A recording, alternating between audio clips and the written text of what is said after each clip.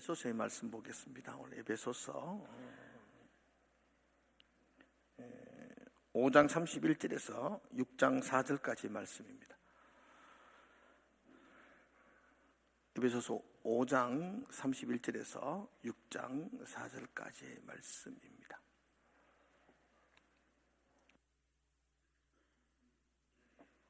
제가 읽겠습니다. 먼저 그러므로 사람이 부모를 떠나 그의 아내와 합하여 그 둘이 한 육체가 될지니 이 비밀이 크도다. 나는 그리스도와 교회에 대하여 말하노라.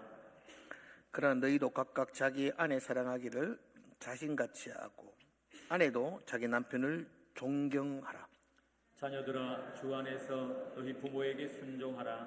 이것이 옳으니라.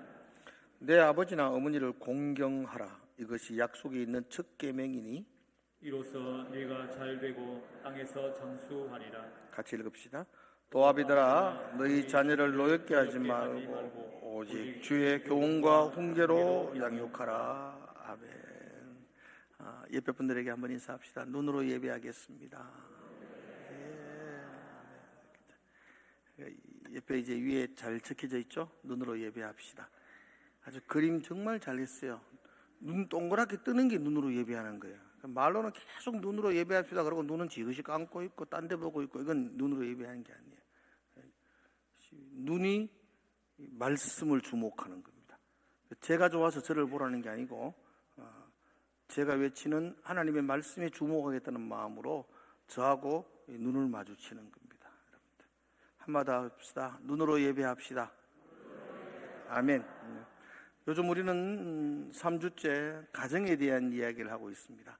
그리스도인의 세계관, 가정을 어떻게 우리가 세워나가야 될까에 대한 이야기를 나누고 있습니다. 가정은 참 중요합니다. 가정은 하나님이 세우신 공동체입니다. 그리고 그 가정을 통해서 하나님은 정말 고귀한 생명을 주십니다. 가정을 통해서 생명이 이어집니다. 그래서 가정은 중요합니다. 또한 가정을 통해서 믿음의 다음 세대가 세워집니다. 교회가 믿음의 다음 세대에 세우는 것 아닙니다. 교회가 도와줄 뿐이죠. 우리 믿음의 다음 세대들은 가정에서 세워져야 됩니다. 그래서 그 가정이 귀합니다. 가정을 통해서 생명이 이어지고 믿음의 다음 세대가 이어지니까 우리는 가정을 소홀히 할 수 없습니다. 근데 근래에 와서 가정이 많이 흔들리고 무너지는 소식을 많이 듣습니다. 2년 전에 가정사역을 하는 상담소에서 500명의 부부를 향하여 조사를 했습니다. 500명을 조사했으니까 1000명이죠. 남녀 500명씩에 대한 가정을 우리 가정이 행복한가? 가정이 잘 살고 있나? 이런 부분들을 좀 조사하기 위해서 설문조사를 했는데요. 그 중에 한 질문이 다시 태어나도 지금의 배우자와 결혼하겠습니까? 이런 질문이었어요. 제가 여러분들에게 물어볼게 대답해 보십시오. 다시 태어나도 지금의 배우자와 결혼하겠습니까?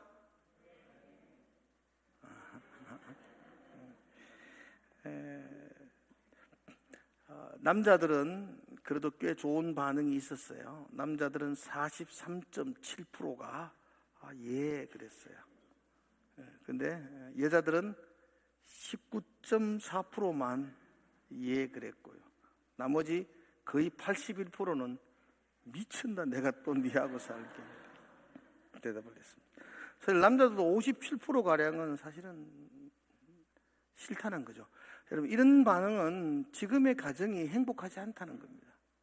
지금 내가 가정이 정말 행복하지 않고 또 마음 선편 속에는 내가 이 사람 만나가지고 내 인생 망쳤다는 생각을 가지죠. 그죠? 안 맞아도 왜 이래 안 맞노? 그래서 로또라는 말도 생겼잖아요. 이래 안 맞노? 이 사람 만나서 내 인생이 정말로 망쳤다. 그렇게 우리는 생각합니다. 그래서 오늘 설교 제목을 제가 잡았습니다. 설교 제목 볼까요? 따라해 볼까요? 잘못 만난 것이 아닙니다. 크게 한번 해봅시다. 잘못 만난 것이 아닙니다. 근데 왜 이렇게 힘들고 어렵지? 잘못 살고 있기 때문입니다. 그죠? 의미 있잖아요. 잘못 만난 게 아니고 잘못 살고 있기 때문입니다. 아내가 집에서 잘못 살고 있고, 남편이 집에서 잘못 살고 있고, 부모가 자녀에게 잘못 대하고 있고, 자녀가 부모에게 잘못 살고 있고, 그래서 무너지는 겁니다. 하나님 우리를 짝지어 주셨죠. 잘못 만나게 하신 것 아닙니다. 그런데 많은 사람이 잘 못 사는입니다. 우리는 막 집을 크게 짓고 좋은 차를 타고 돈을 많이 벌면 아이고 저 사람 잘 산대. 그런데 아닙니다. 그 사람은 부자지 잘 사는 것 아닙니다. 돈이 많아도 잘 못 사는 사람 많고요. 돈이 없어도 잘 사는 사람들 참 많습니다. 내가 잘못 만났다고 원망하는 사람들이 아니라 잘못 살았다고 회개하는 사람들이 되는 것, 그게 아름다운 가정의 회복의 출발점입니다. 그래서 우리는 오늘 어떻게 사는 게 잘 사는 건지, 그죠? 어떻게 살아야 되는 건지, 부부는 어떻게 해야 되는 거고, 자녀와 부모는 어떻게 해야 되는 건지에 대한 이야기들을 나누게 될 겁니다. 어떻게 사는 게 잘 사는지를 알기 위해서는 우리가 성경을 봐야 됩니다. 왜냐하면 가정을 세우신 분이 하나님이시거든요. 하나님이 가정을 만드실 때에 하나님이 계획하신 게 있잖아요. 하나님이 원하시는 게 있잖아요. 이걸 디자인했다 그러죠. 하나님이 디자인하신 가정은 아름다운 가정이죠. 건강한 가정이죠. 하나님은 이렇게 세우셨는데, 하나님이 이렇게 계획하셨는데 안에 사람들이 잘못 살아가지고 흔들리고 무너지는 경우들이 많지 않습니까? 여러분, 차가 아무리 고급스러운 차고 아무리 돈 많이 드는 좋은 차라 그래도 운전 잘못하면 사고 나죠. 차가 좋은 게 문제가 아니잖아요. 어떻게 사느냐, 어떻게 운전하느냐가 중요하지 않나요? 그래서 오늘은 잘못 만난 게 아니에요. 잘못 사는 것 때문입니다. 그래서 어떻게 사는 게 잘 사는 것인지에 대한 이야기들을 좀 하려고 해요. 성경을 통해서. 가정을 디자인하신 분이 하나님이니까 하나님이 이렇게 살아라 한 말씀을 주목하려고요. 첫 번째는 이제 부부에 대한 이야기를 먼저 하려고 해요. 오늘 제가 본문을 5장 31절부터 봤는데, 원래 문맥을 이렇게 보면은 5장 22절부터 보는 게 맞아요. 다 부부에 대한 이야기를 하고 6장에는 자녀에 대한 이야기를 하고 있어요. 먼저 한번 보겠습니다. 잘 사는 것, 그죠? 하나님이 원하는 대로 사는 것, 부부에 대한 이야기. 먼저 아내에 대해서 하나님이 말씀하세요. 아내는 너 이렇게 살아라. 이렇게 살아야 잘 사는 거야. 그렇게 말하죠. 22절입니다. 아내들이여 자기 남편에게 복종하기를 주께 하듯 하라. 그렇게 말하죠. 24절도 마찬가지입니다. 그러므로 교회가 그리스도에게 하듯 아내들도 범사에 자기 남편에게 복종할지라. 그렇게 했어요. 그래서 잘 사는 게 뭐냐면 아내들이 똑똑하게 사는 게 아니고 자꾸 남편 곤치려고 그렇게 발부둥 치지 말고 남편에게 복종하십시오. 자, 한번 따라 합시다. 아내들만 고개 들고, 여자들만, 아내들만. 자, 남편에게 복종하겠습니다. 이승은 왜 안 해요? 다시 한 번 더. 남편에게 복종하겠습니다.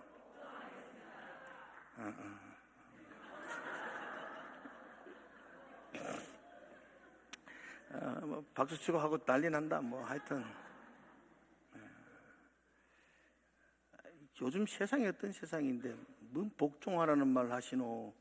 라고 흰자위를 드러내며 저를 바라보시는 분들이 있지만, 근데 우리는 성경을 믿잖아요. 성경이 그렇게 하라는데 두 말을 그거 토를 붙이면은요 가빠에 가야 돼요. 성경이 그렇게 하시니까 아내들에게, 남편에게 복종하라. 꼭 그런 말을 해요. 아유, 그 화상이 하는 짓을 보소. 어떻게 복종하겠습니까? 그 화상이 무슨 짓을 하든 하나님이 여러분이 하신 말씀에 집중하셔야 돼요. 복종하라. 그렇다고 해서 너무 억울하다고 그렇게 생각하지 마시면 안 돼요. 이거 보면서 이거 어떻게 복종하노? 이건 너무하다라고 말하지 마시기 바라요. 아내들은. 남자들은 더해요. 남자들은 환장해요. 남자들에게 뭐라고 하냐? 남편에게 무슨 말하죠? 25절 같이 읽읍시다. 25절 시작.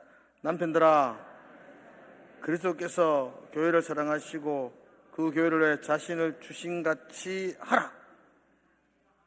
남편들에게는 사랑하라. 자기 몸처럼 사랑하라. 28절에 그렇게 말씀하시고, 몸처럼 사랑하는 게 뭐냐? 구체적으로 예수님 그리스도가 교회를 위해서 자신을 주신 같이. 그리스도가 교회를 위해서 어떻게 하셨죠?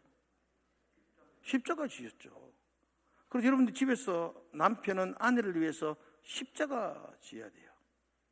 남편들만 따라 합시다. 고개를 드시고 앞으로 결혼할 남자들도 각오를 하시고 죽자. 그게 봐요. 다시 죽자.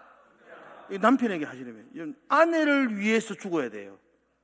가정에 돈 벌려고 죽는 게 아니고 아내를 사랑하라. 언제? 십자가 지신 같이 죽는 거잖아요. 죽기까지 사랑하라. 사랑한다는 말을 막연하게 보시면 안 돼요. 사랑한다는 말은 아내를 위해 섬기라는 이야기예요. 아내를 죽기까지 떠받들고 섬기라, 이런 말이에요. 이게 남편에게 하는 이야기. 자, 객관적으로 물어봅시다. 복종할래요? 죽을래요? 난 복종이 좀 나은 것 같아. 세상 사람들은 어떻게 이해하든지 간에 성경이 하시는 말씀, 우리는 그렇게 살아야 돼요. 우리는 죽자. 그런 마음. 안 죽어서 다 탈이 나는 거 아니에요. 그렇게 사랑하는 거. 특별히 아내들은 정말로 감사하셔야 돼요. 이 사도 바울이 지금 아내들에게 복종하라 이렇게 말할 때 아내들이 막 어떻게 복종해? 라고 불만을 가질 수는 있지만 이건요, 그렇게 불만 가질 말도 아니에요. 이 에베소서가 지금부터 2000년 전에 쓰여진 책이잖아요. 그 당시 로마 시대라고요. 로마 시대의 바울이 사도가 교회 안에 있는 여성들에게 너희들 남편에게 복종해라. 이 말은요, 지극히 당연한 이야기예요. 그때 당시 여자들은 남편에게 복종해야 돼요. 복종 안 하고 어떻게 살아요? 그때 남편, 남자, 가장의 권위는요, 딸이 태어나면, 로마 시대 딸이 태어나면 그런 일이 죽이기도 했대요. 여자의 인생은 너무 힘든 인생이니까 내 딸 그렇게 살고 싶지 않다고 버렸다고요. 결혼시킬 때 아버지가 그냥 너 결혼해 그러면 결혼하는 거예요. 딸에게는, 여자에게는 인권과 주권이 없어요. 아내들은 마땅히 남편에게 복종하며 그렇게 살았어요. 그래서 복종하라는 말이 이상하게 들리지 않았어요. 그런데 남자들은, 그 아내들은 자기 집에 있는 도구 중에 하나라고 생각했었는데 그 남자들을 향하여 사도 바울이 딱 눈을 부라리면서 그렇게 사는 건 잘 사는 게 아니다. 그렇게 사는 건 하나님이 원하는 게 아니다. 너 아내를 위해서 목숨을 바치기까지 너 사랑해라. 섬겨라. 그게 그리스도인의 사는 삶의 방식이다 라고 이야기해요. 얼마나 파격적인 이야기인지 몰라요. 이야기를 듣는 로마 시대의 남자들은요, 깜짝 놀래요. 어떻게 이래 살 수 있지? 그러나 그들은 성경이 그렇게 살아라 그러니까 그렇게 살았다고요. 오늘날은 좀 반대가 된 것 같아. 오늘날은 남자들에게 죽기까지 사랑하라 하면 그래 살고 있습니다. 요즘은 아내들이 남편에게 복종하라 그러면 무슨 소리 하십니까? 요즘은 아내들의 기가 더 크기 때문에 복종해 주십시오. 대답도 안 하잖아. 다시 아내들에게 한마디 더 묻읍시다. 아내들에게. 아내들, 남편에게 복종하겠습니다. 그래, 복종하십시오. 남편들은 죽기까지 사랑하십시오. 복장 안 하겠습니다. 여러분 뭐 따라하라. 여러분 그래 하고 있잖아 지금 다 남자들. 요즘 세대 뭐 결혼했는 우리 아들도 보니까 거의 죽어 살더만 뭐 그냥 죽어 살아요 요즘은. 그냥 다 사실 장로님 시대에는 조금 그래도 기침 한 번 하고 살았지. 우리 아들들은 불쌍하게 살아요. 그러니까 그대로 살면 돼요. 이런 남자들은. 근데 여자들은 정말로 복종하고 여기 존중하라, 존경하라 그러니까 그렇게 사는 게 잘 사는 거다. 그게 하나님이 계획하신 가정의 모습이다. 그렇게 이야기하고 있습니다. 자, 두 번째로 이야기합시다. 이제 부모와 자녀의 이야기 먼저 합시다. 그리고 두 번째로 부모와 자녀 이야기할 때는 자녀부터 먼저 이야기합니다. 1절, 6장 1절입니다. 한번 보겠습니다. 같이 읽어볼까요? 중요한 구절이거든요. 시작. 자녀들아, 주 안에서 너희 부모에게 순종하라. 이것이 옳으니라 그랬어요. 이게 이제 자녀에게 주시는 하나님의 잘 사는 방법이에요. 오늘 여기 우리가 대부분 자녀잖아요. 우리 위에 아버님이 계시잖아요. 어린 자녀도 있고 중년의 자녀도 있고 부모님을 먼저 보내신 분들도 혹시 앉아있지만 대부분은 자녀들의 입장에 있습니다. 그 자녀들에게 바울은 단호하게 이야기해요. 주 안에서 너희 부모에게 순종하라. 이것이 옳으니라 그랬어요. 근데 이 구절이 굉장히 오해가 많아요. 왜냐하면 여기 주 안에서라는 단어 때문이에요. 자녀들아, 주 안에서 너희 부모를 순종하라. 그래서 이게 그러면 주 안에 아니면 오해하겠다는 거죠. 이게 무슨 뜻이죠, 여러분들? 부모가 주 안에 있지 않으면 순종 안 해도 된다는 이야기인가요? 또 부모가 주 안에 있는 말씀과 다른 이야기를 하면 순종하지 말라는 이야기인가요? 우리는 다 주 안에서 순종한다 그래서 부모를 거역하는 주님의 말씀에 어긋나는 이야기를 할 때에 부모에게 대항하는 구절로 삼아요. 주 안에서 순종하라 그러니까 이건 나는 순종할 수 없습니다 라고 말하는 사람도 생겨나요. 근데 이건 헬라어를 잘 못 알아서 그래요. 여기서 주 안에서라는 말은요, 부모를 수식하는 단어가 아니에요.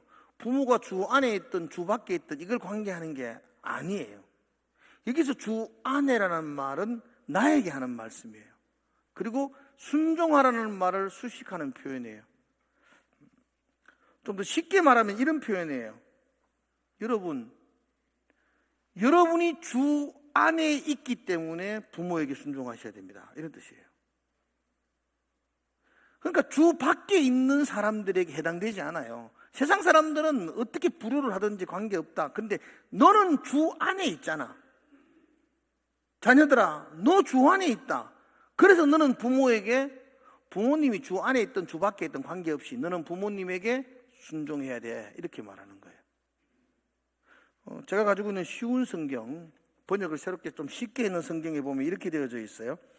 자녀들은 부모에게 순종하십시오. 이것이 주님을 믿는 사람으로서 옳게 행하는 일입니다. 이런 뜻이에요. 부모에게 상관없이 자녀들이 주 안에 있기 때문에 부모에게 순종하는 겁니다. 이게 잘 사는 거예요. 이게 올바르게 사는 거예요. 자녀들은. 특별히 주 안에라는 말을 다른 말로 좀 더 해석하면 주님께 하듯이, 이런 부모님을 주님께 하듯이 순종하라 이런 말이에요. 부모가 완벽하기 때문에 순종하는 것 아니에요. 부모가 옳은 말을 하기 때문에 순종하는 것 아니에요. 내가 주님을 믿기 때문에 부모에게 순종하는 거예요. 부모가 옳은 말 하지 않을 때도 많죠. 많아요. 그럼에도 불구하고 나는 주님을 믿는 자이기 때문에 그 부모에게 순종하는 겁니다. 부모의 완벽이나 옳고 그름에 관계없이 나와 하나님과의 관계 때문에 내가 부모에게 순종하는 거예요. 이게 주 안에서 순종하라라는 말입니다. 그 성경은 말하는 거예요. 눈에 보이는 옆에 있는 부모에게도 순종하지 않는 게 보이지 않는 하나님에게 순종한다는 거, 그건 말이 안 된다는 겁니다. 그러므로 여러분들은 옆에 있는 부모에게 순종하는 모습을 통해서 나 하나님 믿습니다라는 걸 증명하는 거예요. 그게 신앙의 삶이에요. 교회 와가 봉사 얼마나 하고 헌신하고 기도도 밤새도록 하고는 부모한테 가가는 막말하고, 이 신앙 아닙니다. 이거는 부모에게 순종하지 않는 건 하나님 믿지 않는 거라, 하나님 안 섬긴다는 거죠. 네가 부모에게 순종하는 모습을 통해서 하나님 믿는 것을 증명해 보라는 겁니다. 그죠? 부모에게 순종하시는 자녀 되기를 축복합니다. 거기 하나 더 붙여요. 시부모에게도 주거 부모 순종하는 건 또 다르해 또. 근데 시는 또 시금치도 안 먹어요 또. 시부모에게도 순종하셔야 돼요. 그게 옳은 일이라고 말하고 있어요.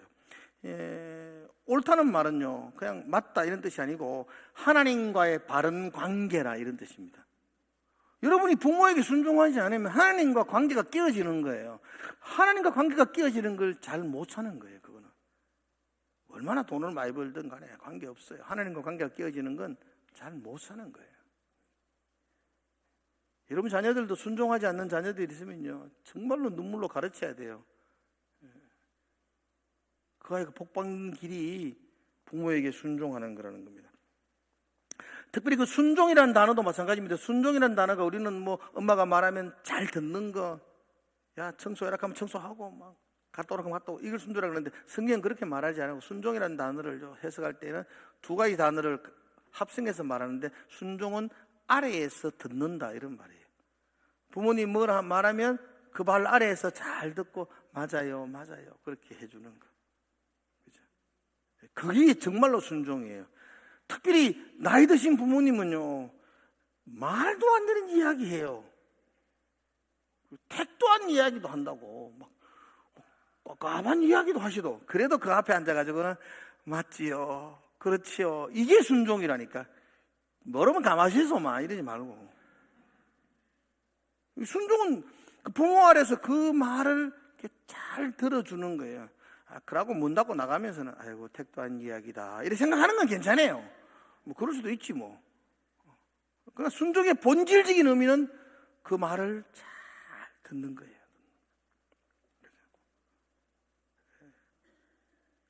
그러면 그게 하나님과 올바른 관계가 된다. 옳으니라 그랬어요. 쉬울까 어려울까 이게? 어쩌면 중년에 있는 자녀들이 더 어려워요. 노년의 부모님들이 하신 이야기가 정말 엉뚱한 이야기 하셔도 그 말 앞에 잘 듣고, 내가 예수 믿는 자녀이기 때문에 그 부모님을 잘 공경하는 거, 그게 참 어려워요. 어렵기 때문에 이 말씀만은 상급을 주셨어요. 상을 주셨어요. 약속 있는 첫 계명이다. 내가 보상을 해주겠다는 거예요. 그 보상이 뭐냐면 3절의 말씀입니다. 3절 한번 볼까요? 3절 이렇게 되어 있죠. 이로써 내가 잘되고 땅에서 장수하리라. 너 부모에게 순종하면, 그렇게 잘 살면, 그 잘 사는 거라고, 자녀의 잘 사는 방법이, 그렇게 살면 내가 너를 땅에서 잘되고 장수하게 복을 주겠다. 이게 잘 된다는 말은요, 원어적으로 정확하게 해석하면 너를 복되게 인도하겠다 이런 뜻이에요. 복된 방향으로 인도한다. 그래서 너의 삶을 안정되게 편안하게, 그게 장수거든요. 오래 사는 게 장수 아니에요. 장수하는 것은 평안과 안정된 가운데 내일을 사는 걸 장수라 그래요. 내가 너를 복된 방향으로 인도한다. 너 부모에게 순종해. 그러면 너의 내일을 내가 복되게 인도할 거야. 여러분, 우리가 아둥바둥 한다고 해서 우리 인생이 복되게 되는 건 아니잖아요. 하나님 우리 인생을 인도해 주셔야 되지 않습니까? 하나님 우리 인생을 붙들어 주셔야만이 안정과 평화가 오거든요. 부모에게 순종하는 것이 만만하지 않아요. 그래서 하나님은 약속을 주셨어요. 너 그렇게 하면 내가 너의 인생을 복된 방향으로 인도해 줄 거야. 그리고 너의 내일의 삶을 평안과 안정되게 지켜주겠다. 그렇게 말씀하고 있어요. 하나님 부도수표 내는 분 아니거든요. 하나님은 거짓말 하시는 분 아니시거든요. 정말 하나님은 여러분들이 부모님의 발 앞에 순종하는 자녀일 때에 하나님은 여러분의 인생을 복되게 인도해 줄 줄로 믿습니다. 한번 따라합시다. 잘 듣자. 부모 말씀 잘 들어야 돼요. 여기서 주 안에 있으니까 주님의 말씀을 듣는 것처럼 잘 들어야 돼요. 잘 듣자. 그러면 인생이 달라집니다. 한번 따라합시다. 잘 들읍시다. 인생이 달라집니다. 아멘이십니까? 제 아내가 저에게 그런 이야기 해주었습니다. 본인이 중학교 때에 교회 안에 학교 다니는 오빠가 있었대요. 그 오빠가 어느 하루는 중학생인 자기를 불러놓고 이렇게 말해 주었대요. 은수가 너는 언제라도 누구라도 다른 사람이 이야기하며 잘 들어라. 눈을 바라보며 잘 들어라. 그러면 너의 인생이 달라질 거야. 그렇게 가르쳐 줬대요. 중학생 아이가 그 이야기를 가슴에 새겼어요. 그리고 그때부터 다른 사람 이야기를 잘 들으려고 노력했어요. 학교 가서 선생님 이야기하면 잘 들었어요. 수업 시간에도 잘 들었어요. 자기도 모르게 공부 잘하는 학생이 되었대요. 선생님들이 얼마나 좋아해요. 선생님 올 때마다, 선생님이 할 때마다 잘 들었어요. 그럼 선생님이 얼마나 귀여워했겠어요. 여러분, 오늘도 잘 듣는 사람이 제가 정말로 좋아해요. 그건 당연한 말이에요. 자기 말을 잘 들어주면요, 설교도 잘 들어주면요, 얼마나 예쁜지 몰라요. 얼마나 좋은지 몰라요. 그러니까 그 중학생 꼬꼬머리 아이가 선생님 말을 잘 들으니까 선생님들이 좋아하기 시작하고 공부를 잘하기 시작하고 모범생이 되었다고요. 집에서 부모님 말씀 잘 듣고, 학교에서 선생님 말씀 잘 듣고, 직장에서 선배들 말 잘 듣고, 옆에 사람들의 말 잘 듣고, 그 인생이 달라지는 것, 그거 당연한 것 아니겠어요? 그래서 우리 아내는 굉장히 아름답게 자라서 좋은 남편을 만났다고 말해요. 잘 됐죠. 하나님이 복된 인생으로 인도했잖아요. 더 이상 말하면 안 되겠습니다. 한번 따라합시다. 잘 들으면 성공합니다. 아멘. 하나님이 그 인생을 복되게 인도하십니다. 하나님이 그의 내일을 평안과 안정으로 축복해 줍니다. 자, 잠깐 중간 정리해 보겠습니다. 가정이 흔들리는 가정이 많습니다. 무너지는 가정이 많습니다. 왜 그렇지? 이유는 부부가 잘못 만난 게 아니고요, 잘못 살고 있기 때문이에요. 어떻게 사는 것이 잘 사는 거예요? 어떻게 사는 것이 잘 사는 건가? 아내들은 남편에게 복종하십시오. 아멘이세요? 남편들은 아내를 죽기까지 섬기십시오. 죽기까지 사랑하십시오. 또한 자녀들에게 말합니다. 자녀들은 부모님의 발 앞에 순종하십시오. 그것이 여러분의 인생을 복되게 하고 안정과 평안으로 인도하는 방법입니다. 그게 잘 사는 거예요. 그게 아내는 아내의 자리에서, 남편은 남편의 자리에서, 자녀는 자녀의 자리에서 성경에 말씀하신 대로 살아내는 것, 그게 잘 사는 겁니다. 마지막으로 이제 부모에게 하시는 말씀을 들읍시다. 부모에게 4절이거든요. 부모에게 4절 같이 한번 읽어봅시다. 시작. 아비들아, 너희 자녀를 노엽게 하지 말, 오직 주의 교훈과 훈계로 양육하라.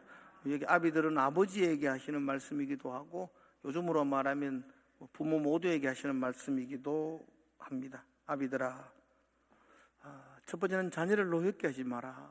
그리고 두 번째는 주의 교훈과 훈계로 양육하라, 그렇게 말합니다. 자녀를 노엽게 하지 마라는 이 바울 사도의 말은요, 당시로서는 굉장히 충격적인 이야기죠. 자녀들 보고 부모를 노엽게 하지 마라, 너 부모에게 잘해라, 이렇게 가르쳤던 시대인데, 부모에게 자녀를 노엽게 하지 마라, 그렇게 말해요. 우리가 언제 자녀를 노엽게 해요? 자녀를 위해서 안 입고 안 쓰고 얼마나 애기 중지 키웠는데 뭘 노엽게 하느냐고 그렇게 말할 수도 있는데 당시 바울은 정말로 파격적으로 부모에게 자녀를 노엽게 하지 마라. 부모 때문에 자녀들이 노여하는 경우가 있다는 거예요. 요즘으로 이야기하면 어떤 경우가 있느냐라고 볼 때에 책에 보니까 몇 가지를 적어놨다. 첫 번째로는 비교할 때에, 비교할 때, 저는 그런 말을 안 들었는데 집에 가면 동생만도 못하다 이런 이야기 많이 듣죠. 그 부모들이 그런 이야기 할 때에 형 반만 따라가라. 우리 집은 그런 말 많이 했어요. 그럴 때에 동생은 많이 이렇게 분노가 쌓이죠. 부모의 그런 말, 서로가 비교할 때에 부모 분노가 노여워진다 이 말이죠. 또 부모의 말과 행동이 다를 때에 참 이건 자녀들에게 죄송하죠. 자녀들에게는 정직하게 살아라 그러고 막 그러고, 그리고는 누가 전화 오면은 막, 내 어떡해, 내 어떡해. 그럴 때만 자녀들은, 부모의 말과 행동이 다를 때. 사랑보다 통제가 느껴질 때에. 자녀들 사랑하죠. 왜 사랑 안 해요? 정말로 끔찍이 사랑하죠. 그런데 표현은 통제가 많아지잖아요. 사랑은 표현이 좀 적어지고, 그런 걸 느낄 때, 사랑이 부족할 때에, 통제가 많아질 때에 자녀들은 분노한답니다. 또한 그 부모들이 자기의 감정을 통제하지 못할 때, 부모들이 막 분노하고 그럴 때, 자주 화를 내고 그럴 때 자녀들이 노임이 쌓입니다. 저는 이렇게 책에서 이렇게 하고, 제가 그래 연필로 정리를 딱 하고 탁 연필을 놓는데 내가 돌아보게 되죠. 여러분도 한번 돌아보십시오. 비교, 말과 행동이 같았나? 통제보다 사랑이 더 컸나? 분노하지 않았는가? 그럼 내 스스로 생각해도 내가 잘 못 살았구나 하는 생각들이 드는데, 자녀들은 얼마나 많이 들었겠나 생각해요. 나는 사실 참 온유하게 모든 걸 대했다고 생각하는데, 우리 애들은 저보고 버럭 김종원 뭐 이렇게 말하는데, 내가 동의하지 않지만 그 아이들이 그렇게 느꼈다면 그렇게 살은 것 아니겠어요? 그런데 참 부끄럽고, 내가 자녀를 노엽게 하는 부모였다면 그럼 어떻게 해야 되지? 어떻게 해야 되지? 두 가지를 하라고 그럽니다. 자녀를 노엽게 했던 부모였다면, 뭐 여러분과 저도 마찬가지겠지만 두 가지 해야 돼요. 첫 번째는 미안하다고 사과하라 그러더라고요. 이미 늦었다고 생각하지 마시고 지금이라도 사과하라고. 오늘 집에 가서 사과하십시오. 저는 지금 사과하겠습니다. 우리 아들도 있고 딸도 있고. 미안하다. 난 했습니다. 여러분 하세요. 이제 여러분들이 난 했으니까 참 부모가 자녀에게 미안하다 쉽지 않아요. 근데 사실은 부모도 이해 좀 해주세요. 부모도 처음 부모 돼봤습니다. 부모가 해봤어요. 배우지도 않았는데.